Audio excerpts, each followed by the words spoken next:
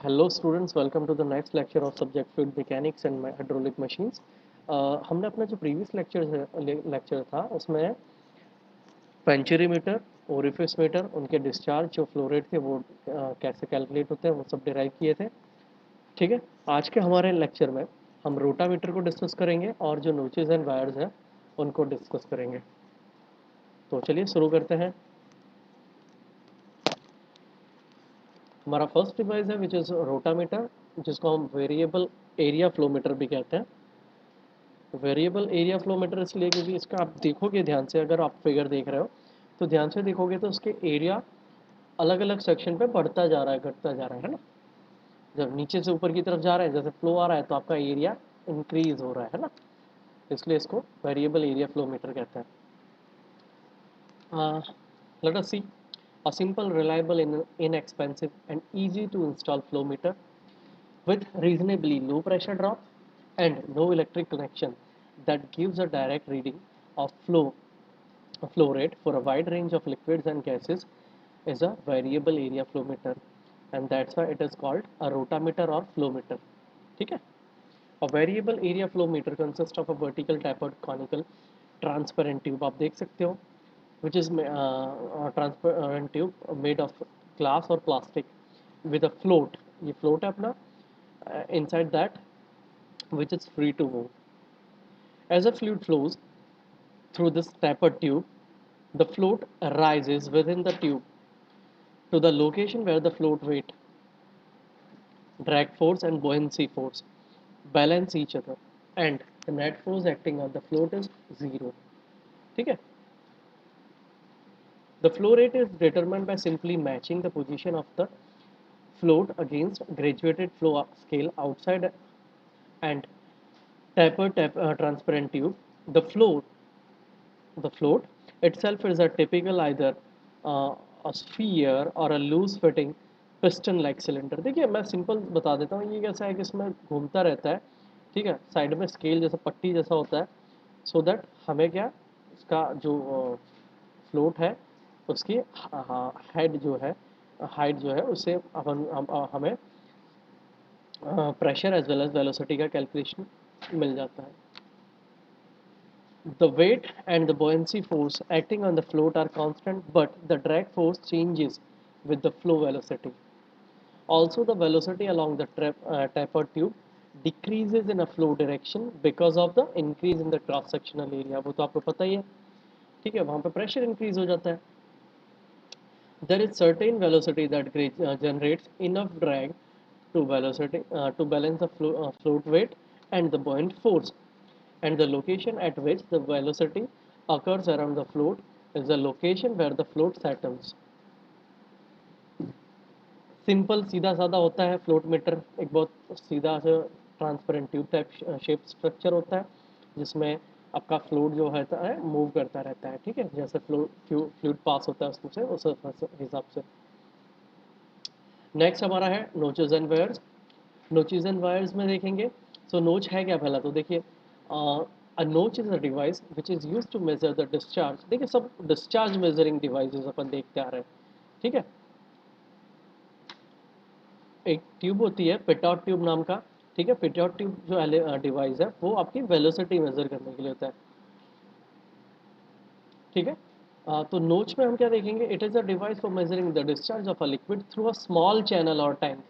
जो small channel और tank में से हम क्या करते हैं, नोचेस का यूज़ करते हैं। और वायर्स का यूज़ क्या करते हैं, अब वायर इज अ कॉन्क्रीट और masonry structure placed in a open channel over which the flow occurs.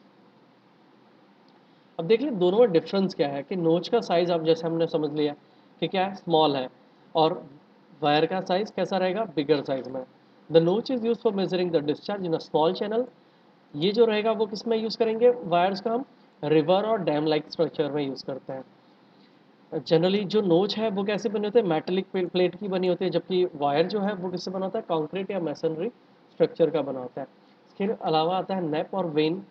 ठीक है। It is a sheet of water flowing through a notch or over a wire is called nap or vein. Crest or sill क्या है? So it is the bottom edge of a notch or top of a weir देखिए दोनों के लिए अलग है, ध्यान रखिएगा। Bottom of notch crest, top of weir, ठीक है।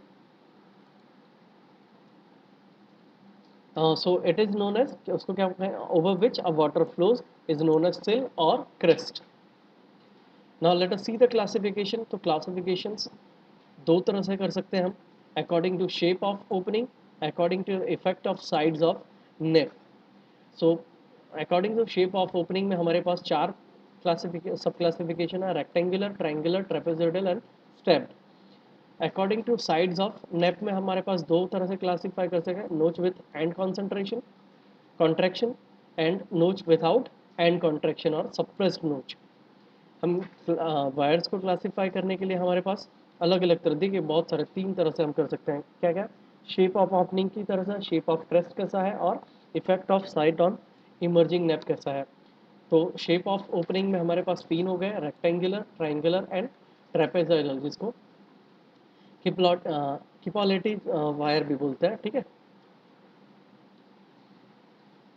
शेप ऑफ क्रेस्ट में आप बात करेंगे तो शेप शार्प क्रेस्ट हो गया, ब्रॉड क्रेस्टेड हो गया, नैरो क्रेस्ट हो गया, ऑगी शेप्ड हो गया, ठीक है। फिर हम साइड ऑफ इमर्जिंग नेप की बात करेंगे तो wire with and contraction and wire without and conception. Next जो हमारा टॉपिक है, हम डिस्चार्ज के बारे में बात करेंगे। भाई रेक्टेंगुलर नोच है तो उसका डिस्चार्ज कैसे कैलकुलेट करते हैं, चलिए देख लेते हैं। ये हमारा रेक्टेंगुलर नोच है, ठीक है। ये हमारा क्रेस्ट है, जैसे हमने बात करी थी भाई, bottom of that and that top of wire के लिए हमारे पास टॉप हो जाता है, ठीक है। ये हमने cross sectional area of crest ले लिया, ठीक है।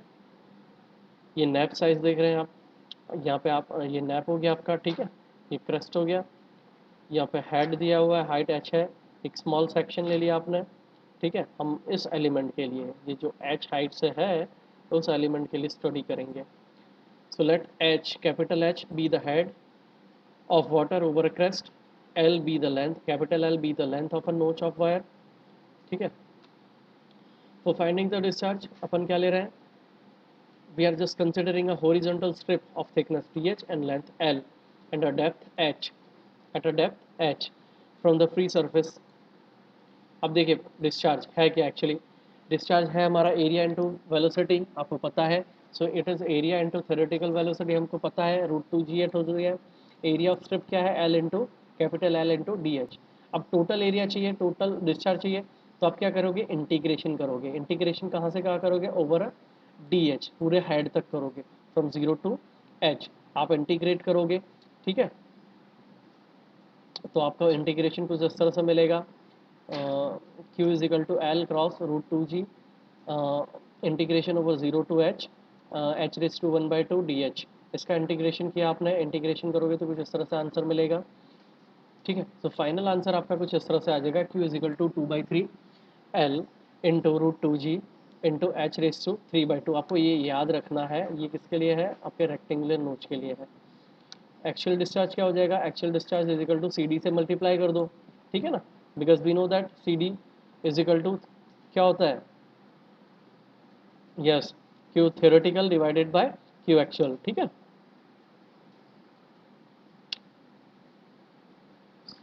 Sorry, Q actual divided by Q theoretical. Next है discharge over a triangular notch, ये ट्रायंगुलर नोच के लिए है। देखिए ट्रायंगुलर नोच बना दिया यहाँ पे, ठीक है। ये वी नोच दिए हमारे पास। अब देखिए हम ये आपके पास है एंगल थीटा के लिए दिया है, हमें इस स्ट्रिप का एनालाइज करना है, ठीक है। इस स्ट्रिप के लिए एनालाइज करेंगे। अगर हाइट आप देखते हो तो कितना हो जाएगा, h-h जितना हाइट रहेगा, ठीक। और ये आपने ABC जितना, AOC जितना ट्राइंगल बना लिया है, जिसमें θ/2 जितना एंगल है।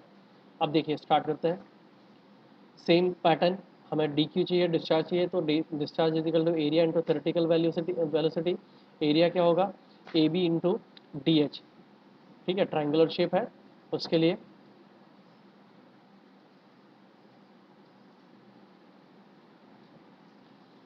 Put the value.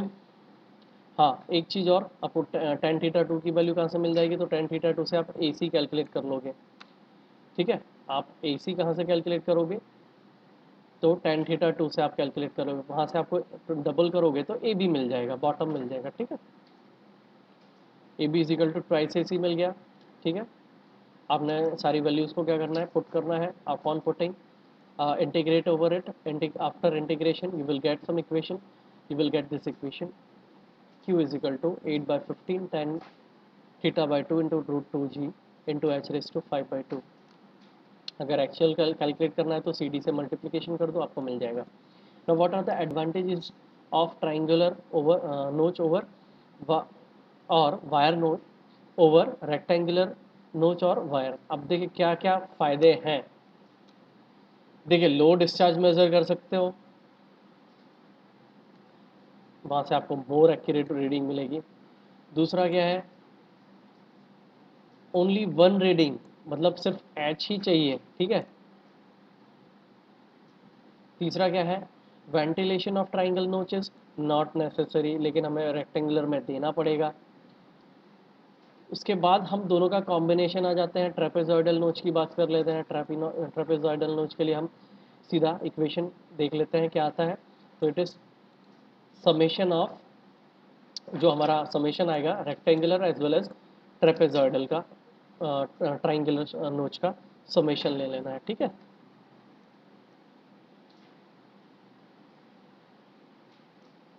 हो गया, चलिए आगे बढ़ते हैं, फिर देखते हैं हमारा सिप्लोटी वायर जो है, मतलब ये है अपना trapezoidal which has slope of 1:4, ठीक है। अगर वन डायमेंशन अपन हॉरिजॉन्टल में तो 4 वर्टिकल का रहेगा, ठीक है। चलिए यहाँ पर हम इस चैप्टर को ख़त्म करते हैं। Thank you for watching.